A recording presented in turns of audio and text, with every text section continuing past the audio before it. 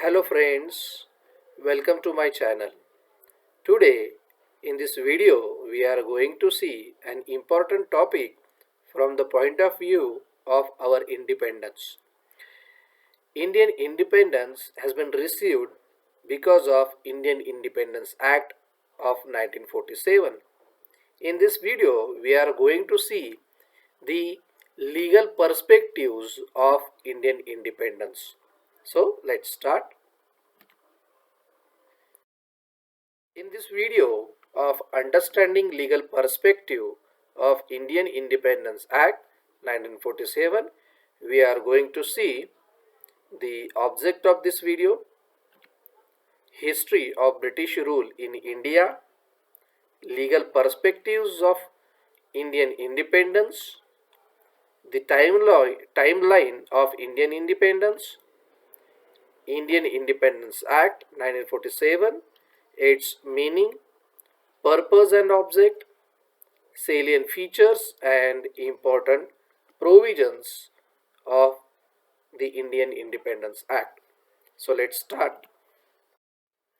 Now, often we know about the freedom struggle of India, but we never know about the legal perspectives of Indian independence. In this video, we are going to study certain legal perspectives which have contributed towards securing the Indian independence. The object of this video is that we know only about the freedom struggle, about our freedom fighters, but we also know about the making of the constitution, the history of the constitution, but we are often unaware about the legal perspective of Indian independence. The legal perspective of Indian independence is necessary to understand because it will help to know how India is ruled by British law or British authority. That who has given authority to the Britishers to rule over India, and how and why India has received independence in a legal manner. Because the legal perspective, it's okay, we know the political aspects, the sociological aspect, the historical aspects of our Indian freedom movement, but it is also necessary to understand the legal perspective of Indian independence which emerged by way of Indian Independence Act. Therefore, this video is about understanding the legal perspective of Indian independence. Before beginning, we must understand the history of British rule in India, which is also known as a company rule in India, because the prior to the Britishers, it was the East India Company, which was also known as the Company or Company Sarkar. This East India Company was established in the year 1600 by way of charter which has been issued by the British Crown. The charter was issued so as to trade in the eastern Indian regions, because the India and East Asia was rich in culture, rich in jewelry, rich in spices, and was rich regarding the cultural heritage, and therefore the eastern part of the world is kind of widely famous for its rich heritage, and therefore the western world was fascinated towards the eastern India, and therefore they began their travel towards East India, and therefore the East India Company has been established in the year 1600 by George Watt and George White.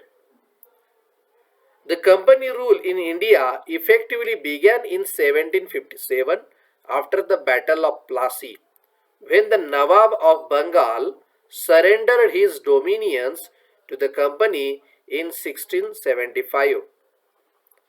Initially, the East India Company was established, came in India for the purpose of trade, for the purpose of business, but slowly they swallowed the Indian provinces. They established their own rule over the Indian provinces, and particularly after the last battle of Plassey, they have received a huge suzerainty over the Indian continent. The company has received the Diwani. Diwani means the right to collect revenue in Bengal and Bihar in the year 1773. And this way, the company, that is the British East India Company, ruling British India under the auspices of the Parliament of United Kingdom. Means though the East India Company was ruling in India, which is known as a British India, but that East India Company was ruling under the auspices, under the control, under the direction of the Parliament of United Kingdom, that is England or Britain. This company rule over the whole India. The company has established its capital in Calcutta and appointed its first Governor General, Warren Hastings. And by this way, the company became directly involved in the governance of British India. Now, the whole governance, the whole power of governance was vested in the hands of the British East India Company and ultimately the British Parliament. The company eventually come to rule large areas of India, exercising military power and assuming administrative functions. By this way, the India, which was divided between various provinces, between various different subparts, but by way of Britishers, the whole India now become an entity of British rule, and thus Britishers have exercised military power as well as discharged administrative functions. The company also ruled the beginnings of the British Empire in India. The rule lasted until 1858. Since 1773 to 1858, the British East India Company ruled over India. But because of the Indian Rebellion, which is also known as a Mutiny or Sepoy War of 1857, the revolt took place in the year 1857, and particularly the Indians who were appointed under British army, they have revolt against the Britishers or the British East India Company. Though this war was known as the first independence war of India, but it was unsuccessful against British rule. But still, because of this first war of independence, because of this Indian mutiny of 1857, it has resulted into the enactment of Government of India Act 1858. The major impact of this revolt of 1857 was the abolishment of the East India Company, and thus India was under the direct control of British authority. The Indian administration was now directly controlled by the Queen Victoria. Earlier, before 1858, the Indian administration was handled by the East India Company. But after 1858, the Indian administration was directly controlled by Queen Victoria. It is known as Queen Victoria's Proclamation. By this proclamation, the East India Company's rule in India come to an end. This proclamation has been issued by Queen Victoria on 1st November 1858, and this declaration has declared that India would be governed by and in the name of British monarch through a Secretary of State. Now, this is a legal document which transfer the power of governance from East India Company to British Crown to British Parliament. This is the significance of this Queen Victoria's Proclamation or the Government of India Act of 1858. This is the document which has vested the power to control, power to administer, power to govern the India. And therefore, this is very important document from the point of view of our independence. Then, after the Act of 1858, many statutory enactments have been passed by the British Parliament, and the object of this video is to look into these statutory enactments which has been passed by the British Parliament. The Government of India Act, which has been passed by the British Parliament, the Parliament of United Kingdom, there are series of Government of India Act, and this Government of India Act refers to any one of series of acts passed by the Parliament of the United Kingdom. The object of this Government of India Act is to regulate the government of British India. To government of British India means India was the colony of Britishers, and therefore in order to control, in order to regulate the governance of India, the series of Government of India Act has been created by the British Parliament. The Act of 1833, which is also known as St. Helena Act, is created the post of Governor General of India. This Act of 1833 has given extension to the Charter of East India Company. Earlier, East India Company was established in the year 1600, and in the year 1833, the charter of East India Company has been extended. Thereafter, in 1858,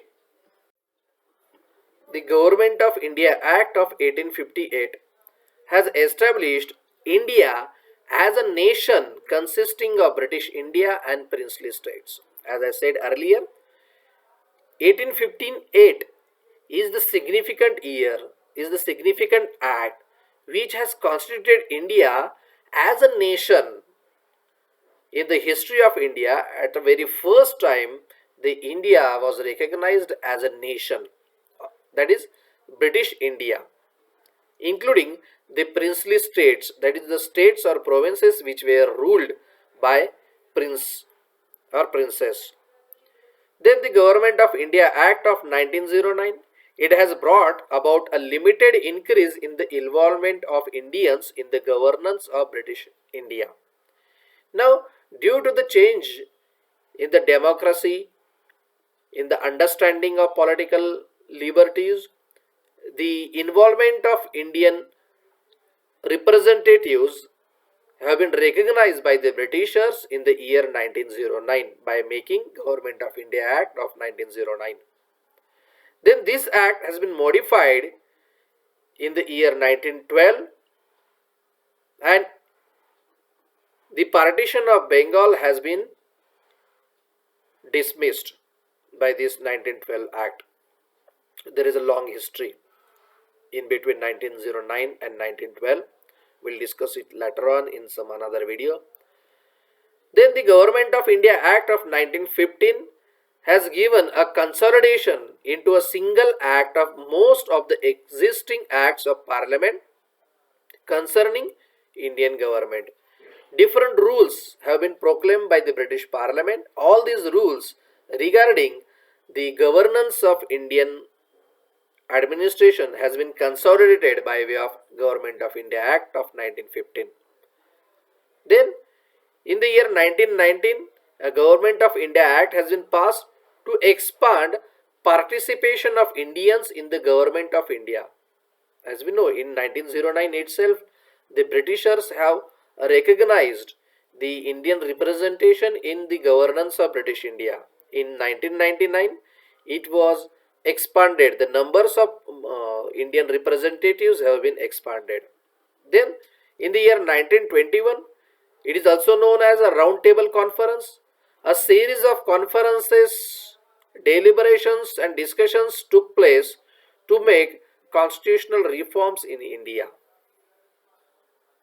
Then, in the year 1935, which is very significant act of Government of India Act, it has served as a part of constitutional basis of India and Pakistan, because after the Government of India Act of 1935, the Constitutional Assembly, the process of Constitutional Assembly has been started by the Britishers so that the governance can be handed over to the India. Then, along with the Government of India Act, certain Indian Councils Act has been passed by the Britishers. The first was known as Indian Councils Act of 1861. This act transformed India's Executive Council to function as a cabinet run on the portfolio system. The portfolio which we see now, that the central government of India has their different minister who handles different portfolio, that system was originated by way of Indian Councils Act of 1861. A separate minister has been appointed to look towards the portfolio. The 6 cabinet members have been appointed who took charge of separate department in Calcutta's government. These departments were Home, that is a Home Minister; Revenue, that is a Revenue Minister; Military; Law; Finance and Public Works. The Public Works has been added by way of 1874. Earlier there were only 5. Look here, the Home, Revenue, Military, Finance and Law is one of the important aspect of Indian Councils Act, because the Britishers wants to make a law which is in consonance with Indian ethos, Indian culture and Indian customary practices, and therefore they have given a huge importance to the law in India. Then the Indian Councils Act of 1892. This act has introduced various amendments to the composition and function of legislative councils in British India. Legislative councils which has been already established in British India by British Parliament, that has been changed, that has been amended by way of this Indian Councils Act of 1892. Then we'll understand the Government of India Act of 1858, because this is the act which has given a wide importance to India as a nation. This Government of India Act is an act of Parliament of the United Kingdom which has been passed on 2nd August 1858. Its provisions called for the liquidation of the British East India Company and the transference of its functions to the British Crown. All the functions, all the properties, all the assets of the British East India Company are now transferred towards British Crown. Now British Crown, British Parliament is the governing authority of India, and therefore this Government of India Act of 1858 has recognized India as a nation. This act provided that India was to be governed directly and in the name of the crown, that is British crown. Okay, this act has been introduced by the Lord Palmerston, the then Prime Minister of the United Kingdom. This act was regarding to minimize the grave defects in the existing system of the government of India. Then this act of 1858 has also vested the territories in the Queen. Now the company is ceasing to exercise its power and control over these territories. And now the Queen or the Crown, that is the British Queen or British Crown, will handle all the territories, will look after towards all the territories of India. India was to be governed in the Queen's name, Queen Victoria. The Queen's principal Secretary of State received the powers and duties of the company's court of directors. This Secretary of State, that is the principal Secretary of State, is now recognized as a center, power center of the British India. The Crown was empowered to appoint a Governor General and the governors of the presidencies. Then the Indian Civil Service was to be created under the control of the Secretary of State. This was the provision under the Act of 1858. The Civil Services, which is now known as Indian Administrative Services, has been recognized in the year 1858 itself. Then this act has ushered in a new period of Indian history, bringing about the end of company rule in India. Now the company sarkar is now no more in India. The whole matter, the whole governance was vested in the hands of British Crown or the British Parliament directly. The Crown also assumed the responsibilities of the company as they related to the treaties, contracts and so forth. All the contracts and the treaties which has been entered into by the East India Company is now discharged by the British Crown. And hence the era of the new British Raj would last until the partition of India, August 1947. After 1858 to August 1947, the period, the governance was vested in the hands of the British Parliament.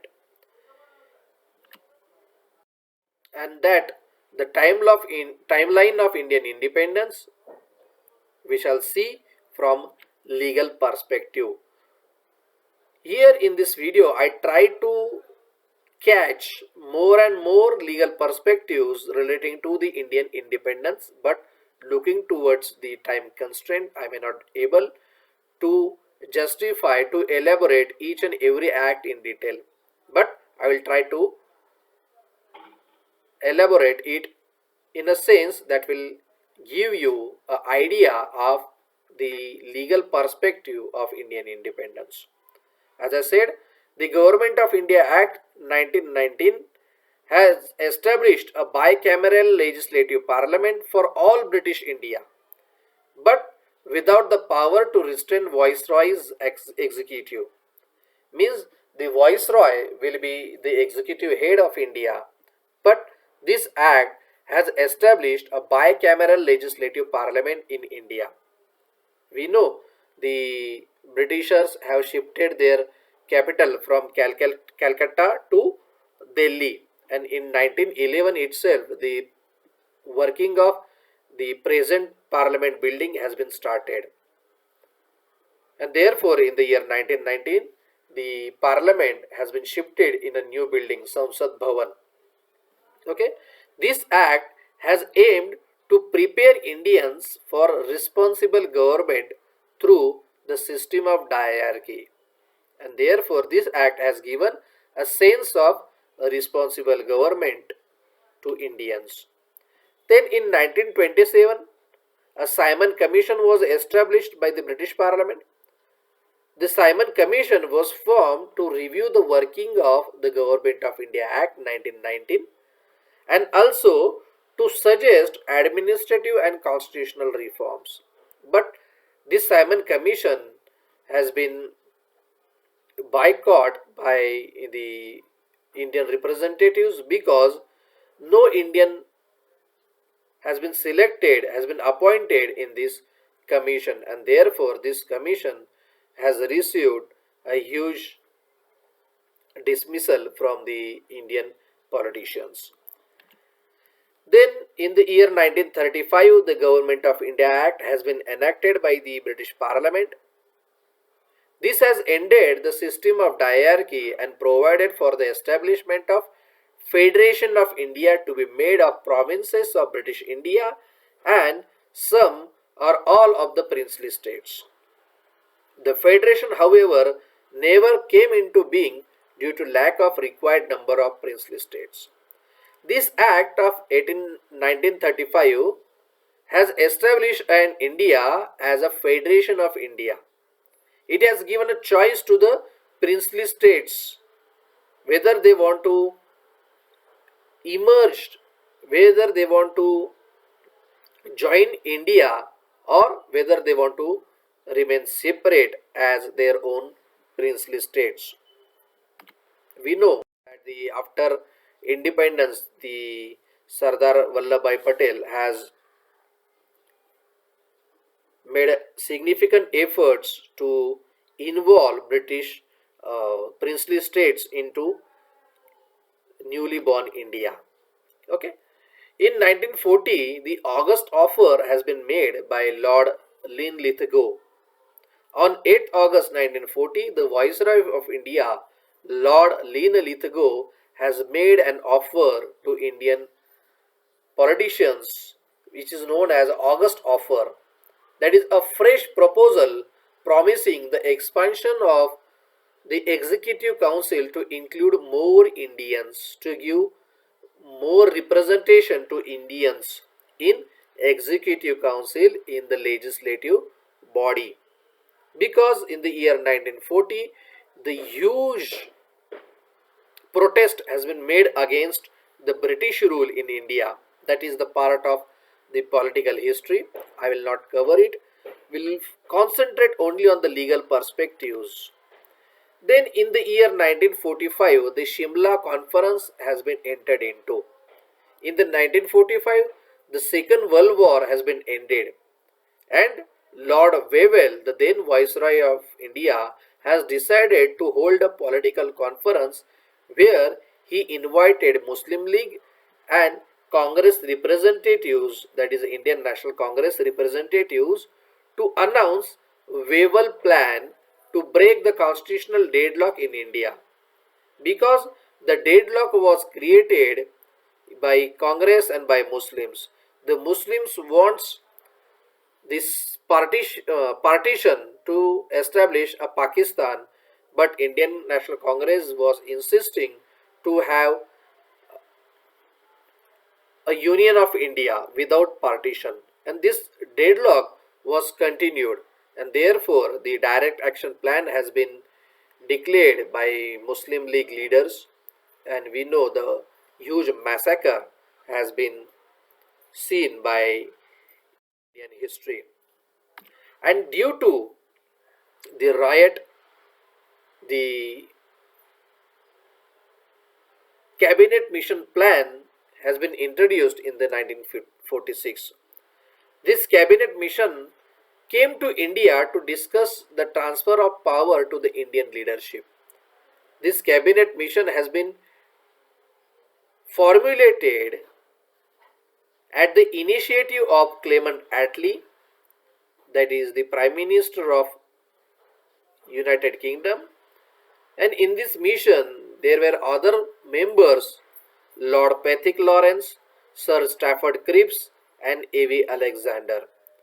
They have prepared a plan which is known as the Cabinet Mission Plan. This mission has proposed a complicated system for India with three-tier system.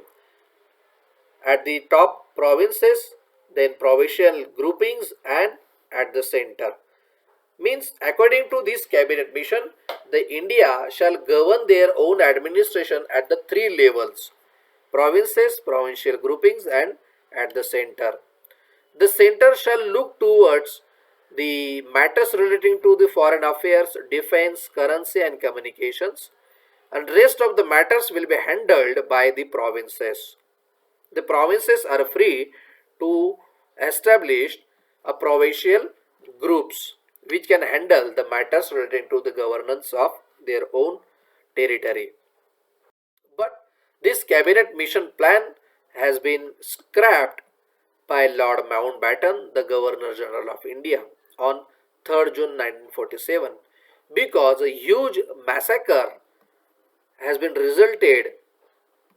Many riots took place in India, particularly in Bengal, because the direct action plan which has been declared by the Muslim League, and therefore the Lord Mountbatten has cancelled the cabinet mission plan, and he proposed a new plan to the British Parliament which has been passed by the British Parliament on 5th July.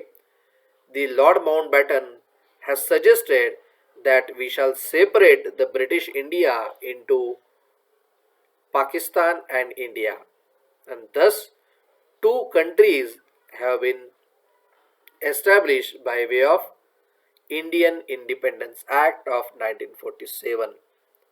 This is the timeline of Indian independence in the legal perspective. And we know on 15th August 1947, the India has finally received the independence from the British rule. Now, the India will be the sovereign country. The Britishers will no longer have a control over Indian administration, and thus the India has received independence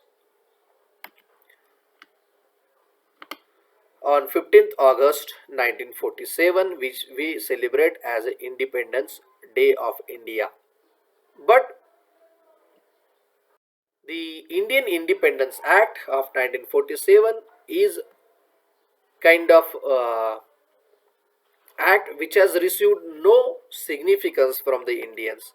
We know only about the freedom fighters, we know only about the struggle, but the document which has given a legal authority to Indians to rule over India, to have our own democratic system in India, that act has remained neglected by Indians, and therefore the object of our next video is to understand the features of Indian Independence Act. Now let's understand this Indian Independence Act in brief.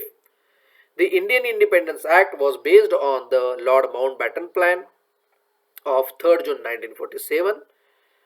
This Indian Independence Act has been passed by the British Parliament on 5th July 1947, and it has received a royal assent on July 18th 1947. A royal assent means it was assented by the British Crown, His Majesty.